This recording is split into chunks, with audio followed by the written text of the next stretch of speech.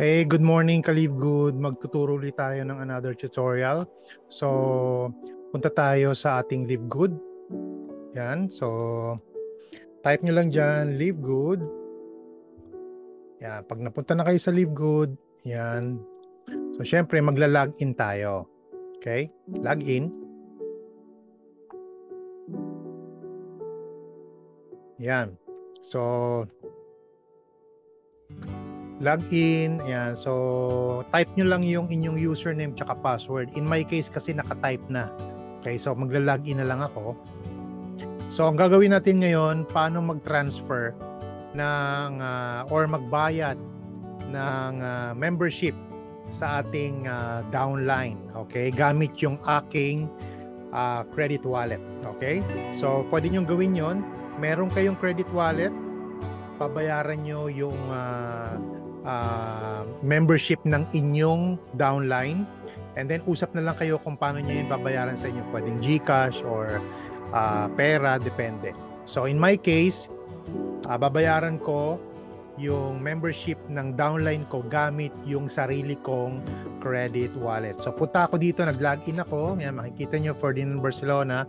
And then punta ako sa My Earnings.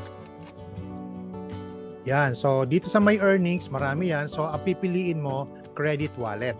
Okay? Yan, credit wallet.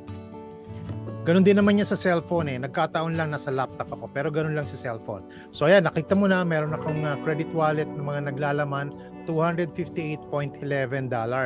Ngayon, baba. Yan. So dito, select user. So pag nakita mo yan, dalawa ang pwede mong i-encode. Pwedeng yung ID number niya or yung username niya. So gagamitin ko yung username. Ang username niya is Elia Gonzaga. Okay? Yon, Elia Gonzaga. Again, pwede nyo gamitin ang ID number niya kung alam nyo, pero kung alam nyo naman yung username, pwede rin. Tapos baba kayo, yan, dito sa choose credit type, makikita nyo dyan, order product or pay membership. So, yan na yan. So, kasi mayroon ditong arrow, down arrow, pag kinlik nyo yan, mamimili kayo. Pwedeng order product or pay membership or transfer credit.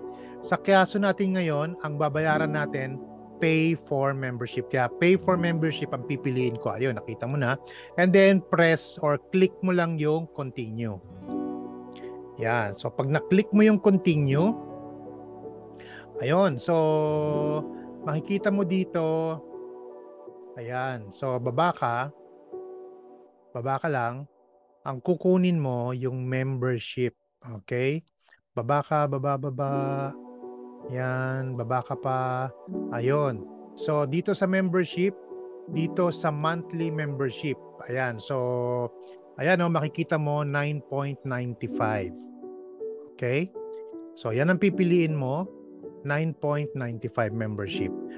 And then, kapag yan ay napili mo, press mo lang yung continue. Okay? Yan. So nandito ulit, nagpakita ulit yung credit wallet. Step 3, confirmation. Tinitingnan niya lang, tama ba yung padadalan mo? So, i-check mo yung information, yung user information. Nakalagay dito, first name Elia Gonzaga. Ayan. So, tama siya ngayon.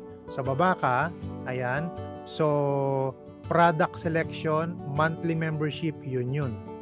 9.95. So, pag okay na yan, click mo yung issue credit. So, i-click ko na. Ayun. So, magpapakita ito. Are you sure you want to issue credit to this account? Okay. Click mo yung okay. Yan. So, yun. So, sabi dito, credit, you now have, so nabawasan ako ng 9.95 kasi binigay ko kay Elia. Okay? So, kanina nasa 250 something yan eh. So, sabi dito, credit successfully issued. Okay na yun. So, continue mo lang. Yun. Okay? So, ganun lang po.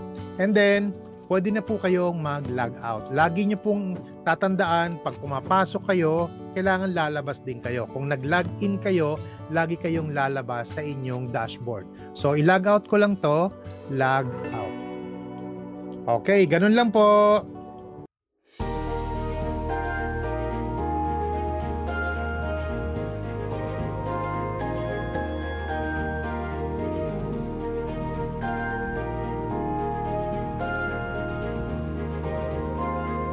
Thank you very much. Hanggang sa susunod na tutorial. Okay po? Thank you very much. Good night. Ay, good day pala. Bye.